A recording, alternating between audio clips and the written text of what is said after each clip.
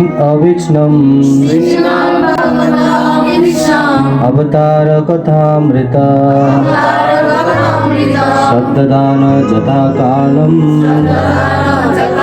उपासन्त जनावृता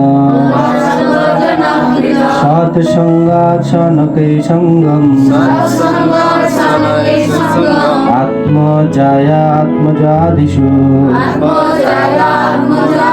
विमुञ्चेत् मुच्यमानेषु स्वयं स्वप्नवदुत्थितः।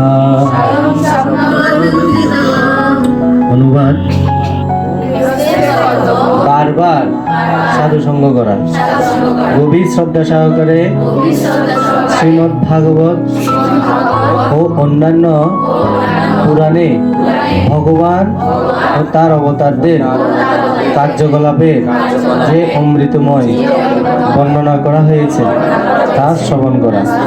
এভাবে মানুষ ধীরে ধীরে তার স্ত্রী পুত্রের প্রতি আসক্তি থেকে মুক্ত হতে পারেন।